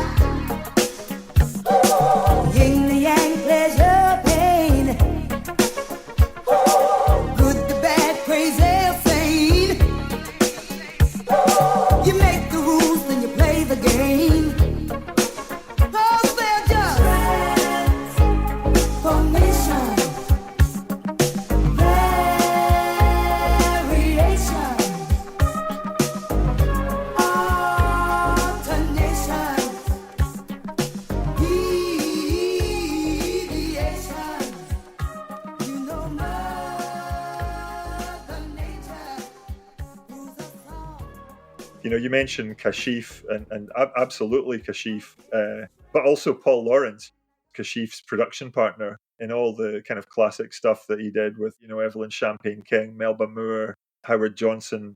You know, if Kashif is fairly obscure, Paul Lawrence is really obscure, even though he went on to have a lot of hits as the producer for Freddie Jackson and Lilo Thomas and stuff. I mean, What would you say is some of Paul Lawrence's best work? Is there a song you got in mind?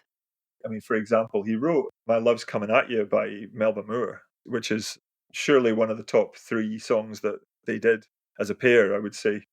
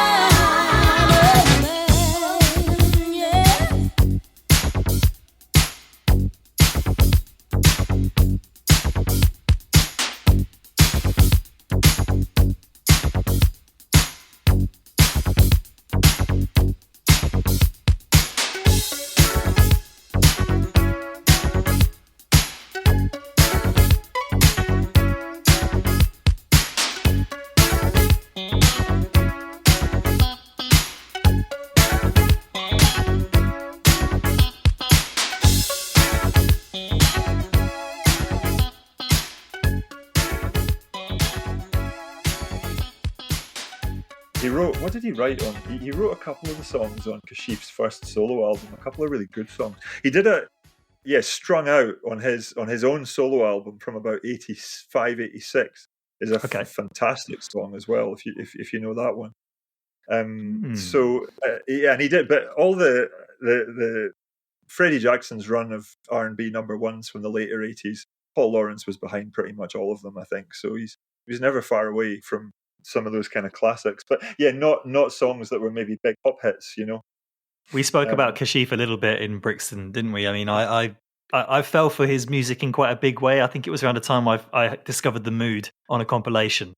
I can't remember which one it was, but that track is insane. There's something about, I don't know how you describe it. It just feels like it's got this kind of ghostly aura about it. It's a sensual track, but at the same time, it just feels like there's a certain eeriness to it as well that I like. And obviously, a lot of that's down to the technology, the synths that are being used, of which he was a master.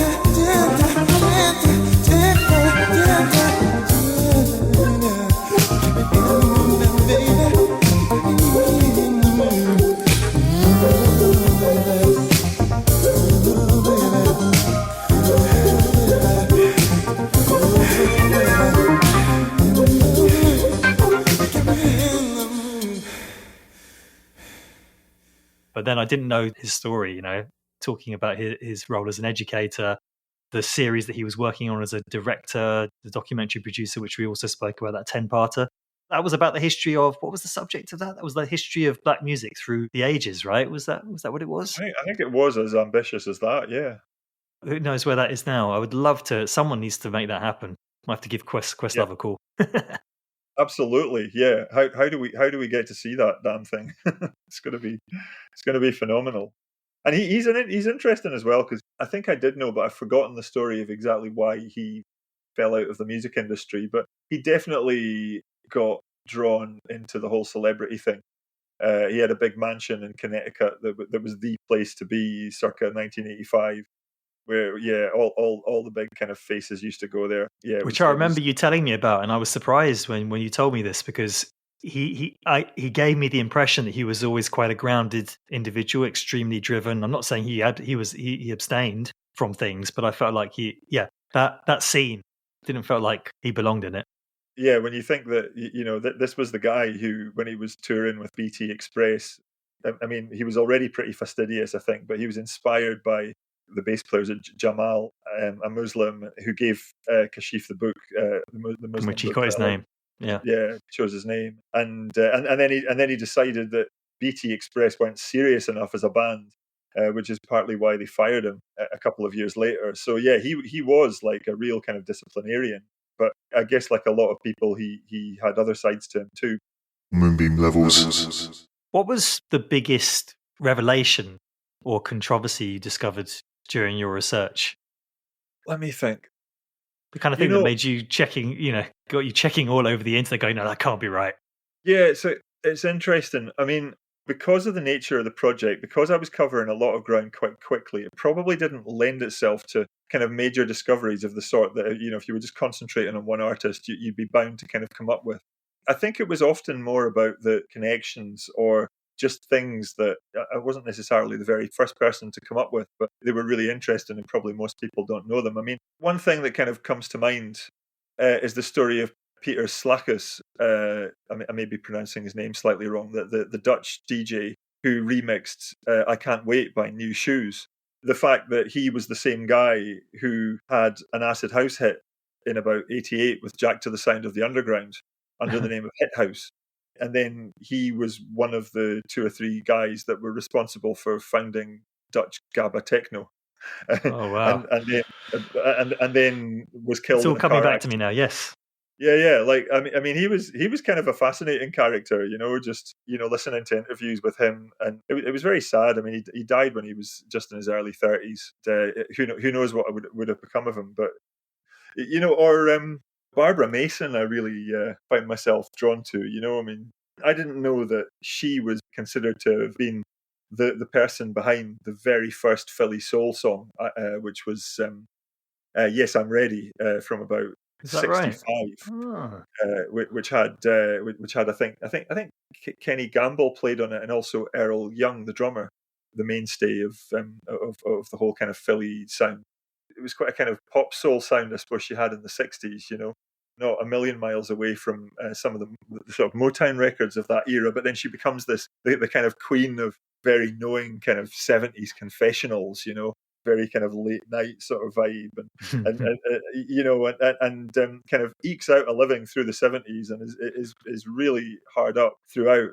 But then "Yes, I'm Ready" gets covered by this Miami singer called Terry Desario, or Desario it probably is, who teamed up with Harry, I've forgotten his name, from KC and the Sunshine Band. They have a huge hit, and as a result, because Barbara Mason actually owned the rights to "Yes, I'm Ready," she didn't really need to work much after that, which was kind of lovely. I think the last record she'd done before that came out was with this guy, Butch Ingram, producer behind Slick and Brandy Wells. So finding out that he was involved with her, but he was also a member of the very cool kind of slightly obscure funk band Ingram, who were Arthur Russell's backing group for a lot of his kind of seminal disco stuff. That's quite a connection.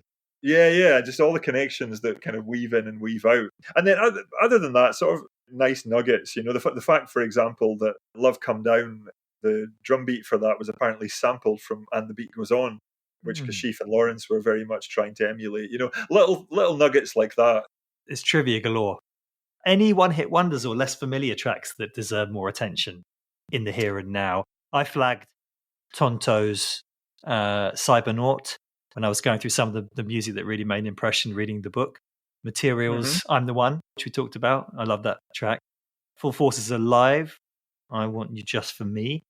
And what was the other one? Hanson and Davis's I'll Take You On. It's a big tune. I don't really hear that played very much, even on specialist radio. Yeah, you're right.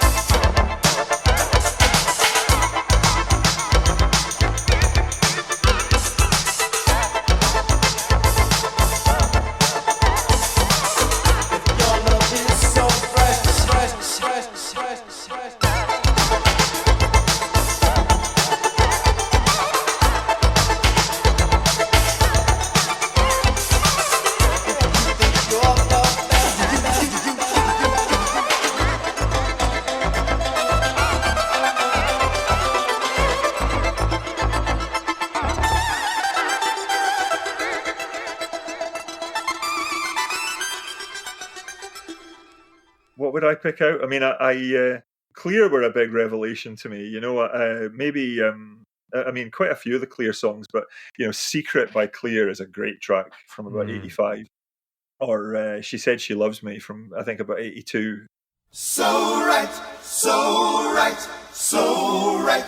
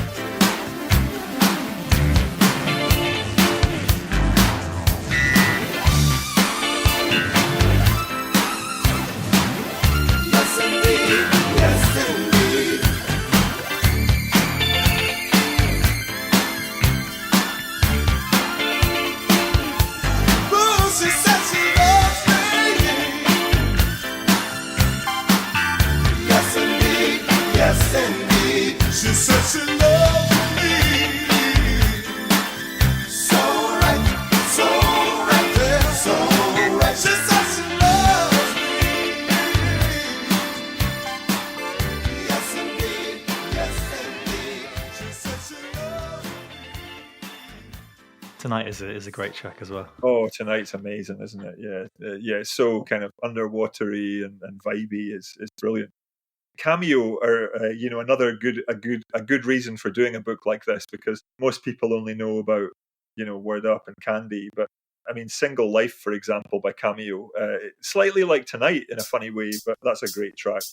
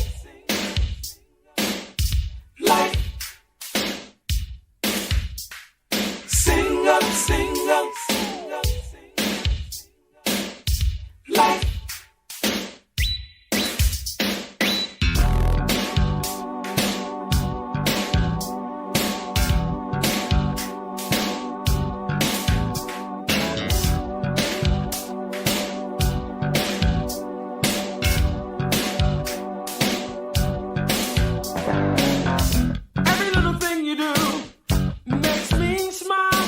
And if I had my way, baby, I'd tie you up for a while. I'd take you through the paces one by one. I don't wanna get too serious. I just like having fun. Yeah, yeah.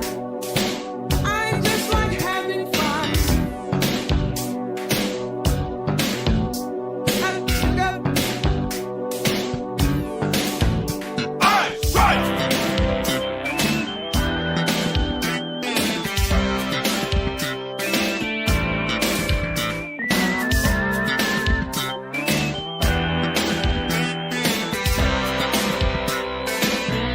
I'm living the single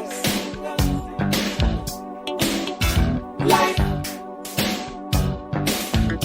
The single life. Now I don't want anybody to get the wrong idea about me. I don't have nothing to hide. I want the world to see. Just like the car I'll drive you out of your mind. It's always the first step in us having a good time.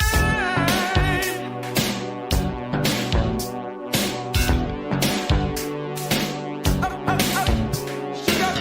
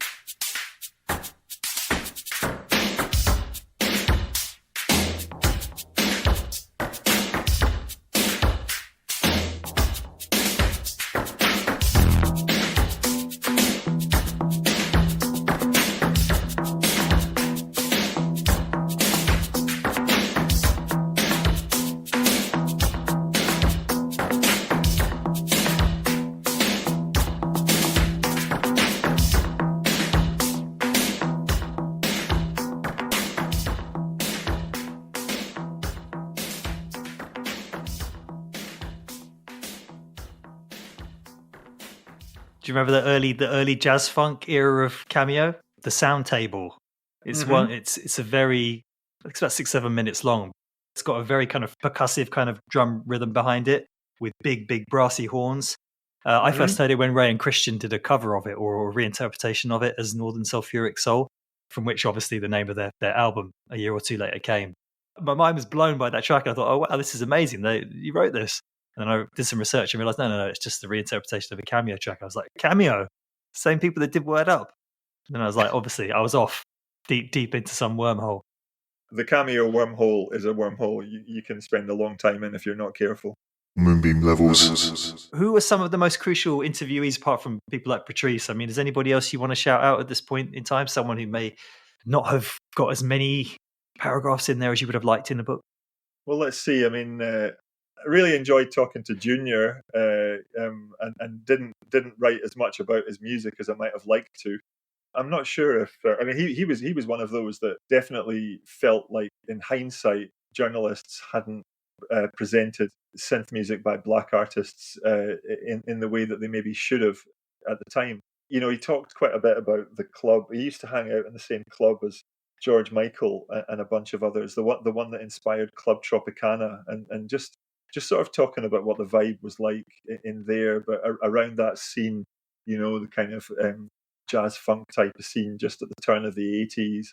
He had a great memory as well, just for people and places and stuff like that. So yeah, big shout out to Junior. He was one of my favorite people to talk to for sure.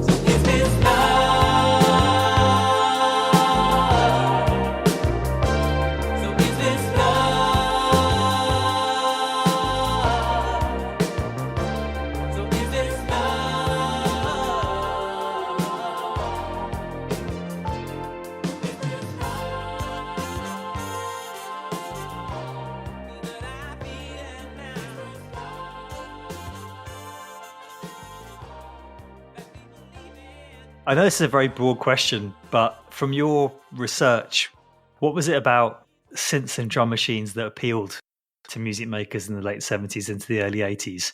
Whether it's the listeners or the dancers, it feels like it's the essence of the book. And I don't know, if you're not able to answer it with all your research, then it's never going to get answered. Yeah, I mean, I don't know, but I think it was where the culture was at the time. Everything from, I mean, certainly Star Wars, also the rise of home computers, people playing video games, I mean, in arcades, but also more and more in their houses. And just because it's easier to grasp it from a music maker's perspective. Right? I'll give you an example. Some subsequent research I did afterwards was I had this fascination with John Carpenter films. From when I was growing up, they just really transported me to just another place through the music alone. I always wondered who the music was done by, and obviously, like, late teens, early 20s, I realized it was him, and I was like, okay, how's this going on? And he said in an interview, basically, that he just wanted to sound big, the music to sound big, and the technology allowed him to do that, which I found very interesting. So, yeah, whether it's wanting to sound big or the practicalities of it, just being able to make music without the need for lots of musicians, I can understand that. But I guess from a listener's perspective, the dancer side, it becomes a bit more subjective, doesn't it?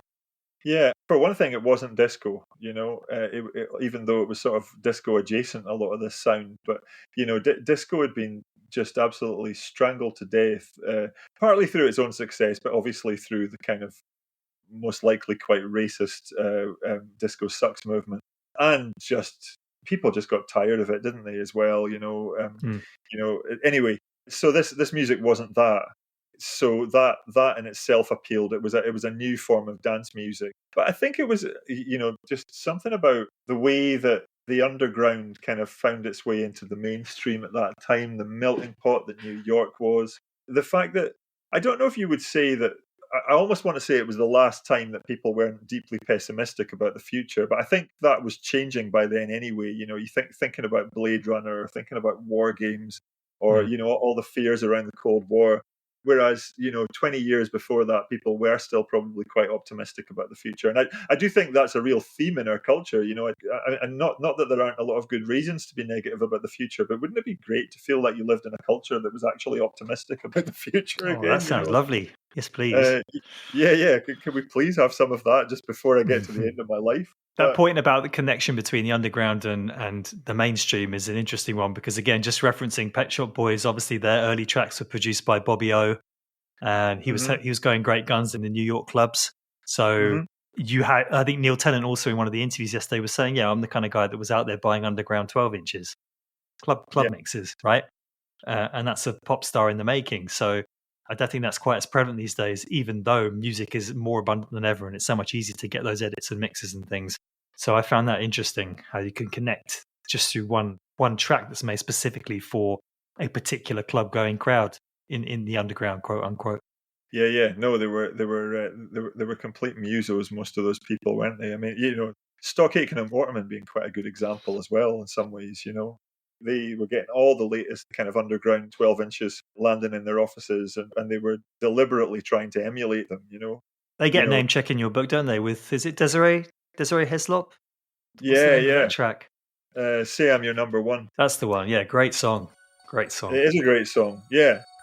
I would argue it's underrated. Whenever you get these kind of lists of Stock Aitken and Waterman songs, what usually comes top? Something like Venus, maybe, or Never Gonna Give You Up, and it's like, well, okay, but Say I'm Your Number One is a fantastic. And it's so heartwarming to come across those tracks and then to go online and look at all the comments under the YouTube video and just see how much love there is for tracks like that. And yet, I don't know how many people even know about that song that weren't going out at that time in the 80s. But it was a top 10 hit, if not a top 5 hit in 85 or something. It wasn't, it wasn't obscure. It's just been cast aside. Yeah.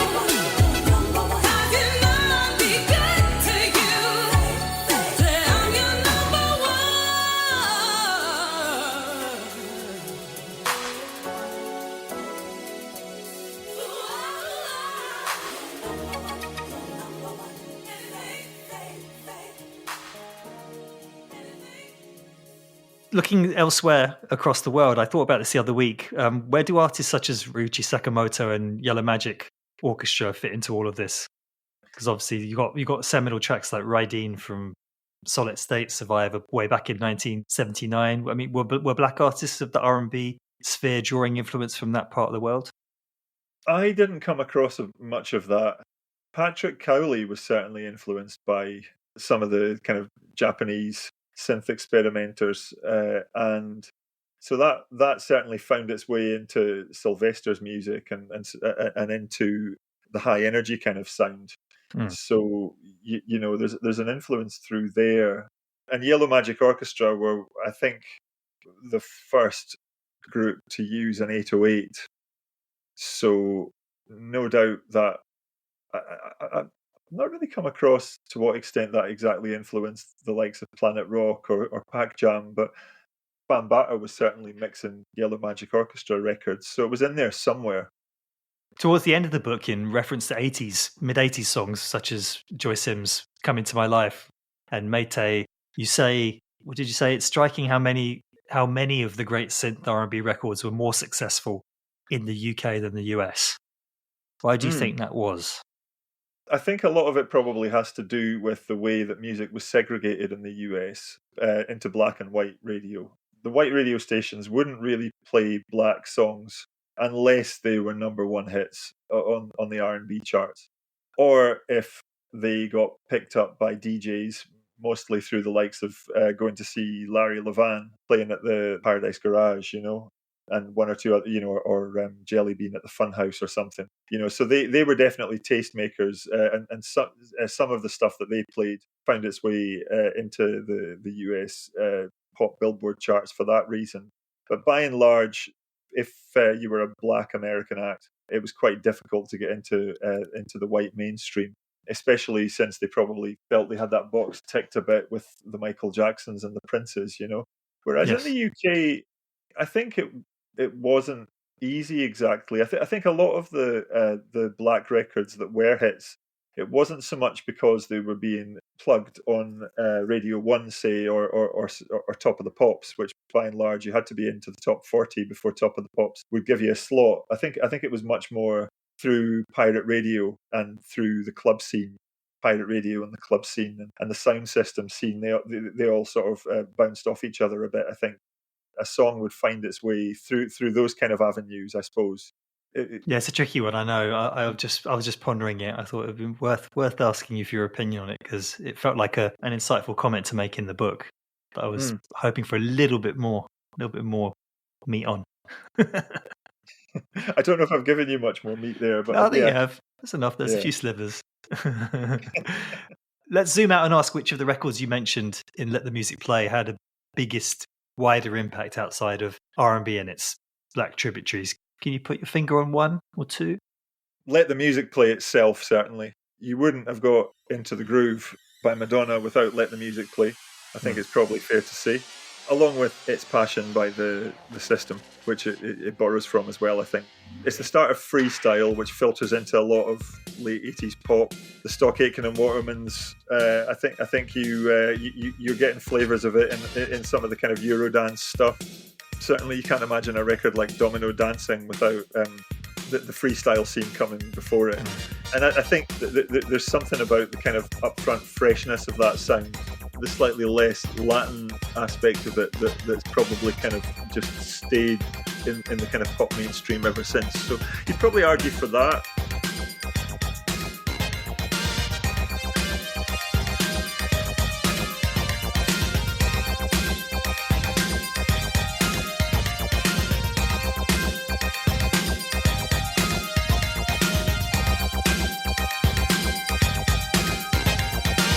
We started dancing and love put us into a groove. As soon as we started to move, the music played while our bodies displayed through the dance. Then love picked us out for romance. I thought it was clear the plan was we would share this feeling just between ourselves. But when the music changed,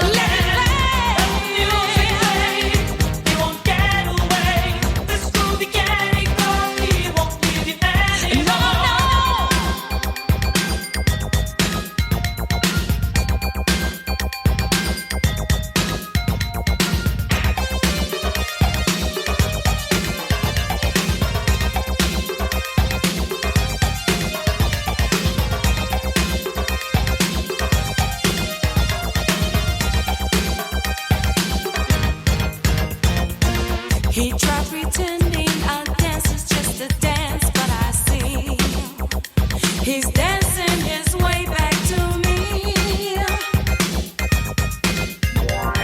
Guess he discovered we are truly lovers, magic from the very start.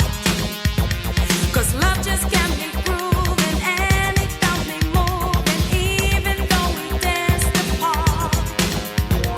So we started dancing, and love put us into the groove. As soon as we started to move, as soon as we started to move, love said, let the music play. You won't get away. Just keep the groove, and then it'll come back to you again. Let the music play. You won't get away. This groove you can't ignore. He won't leave you anymore.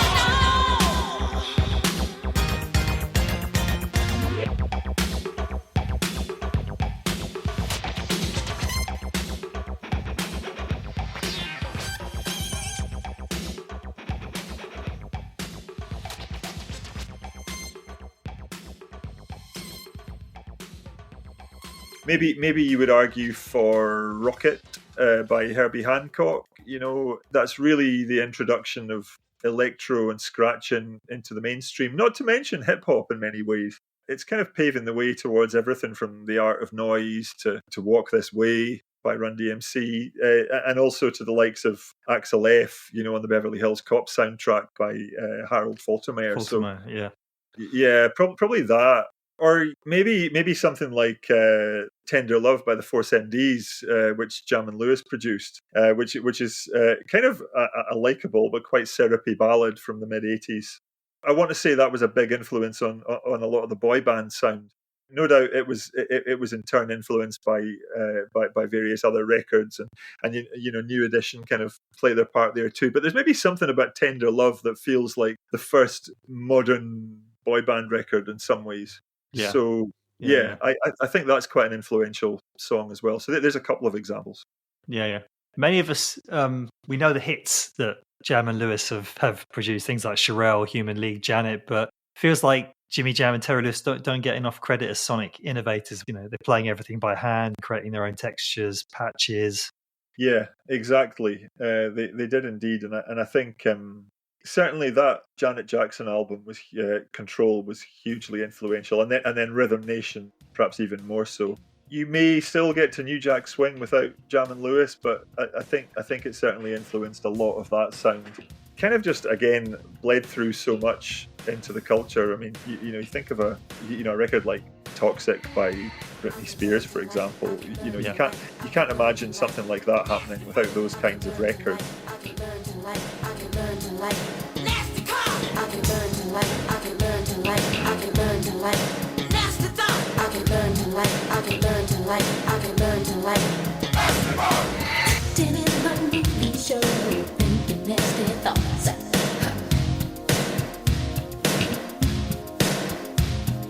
I better be a gentleman, or you turn me off.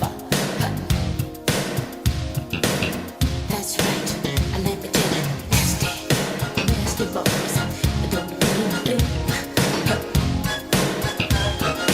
Oh, you nasty boys, nasty boys, I don't ever change. Oh, you nasty boys, I don't like no nasty girl, I don't like no nasty food. Yeah. The only nasty thing I like is a nasty groove. Will this one do? I know. Say nasty boys. I don't mean nothing. Oh, you nasty boys, nasty boys. I don't ever change. Oh, you nasty boys, nasty boys. Give me your nasty groove.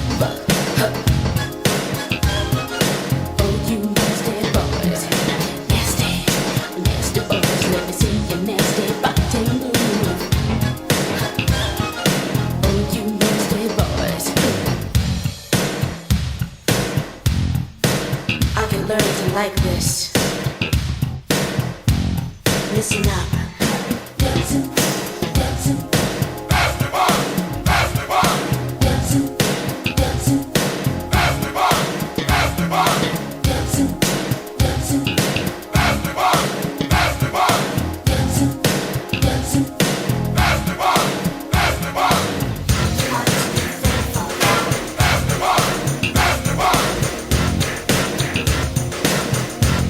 Listen up.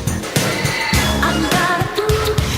I just want some respect. So close the door if you want me to respond. 'Cause privacy is my middle name. My last name is control. No, my first name ain't baby. It's Janet. Miss Jackson if you're nasty. Nasty boys. I don't mean nothing. Oh, you nasty boys. Nasty boys. I don't ever change. Oh, you nasty boys. Nasty boys. Don't mean a thing. Oh, you nasty boys. Don't mean a thing to me. Nasty. I don't mean a thing. Oh, you nasty boys.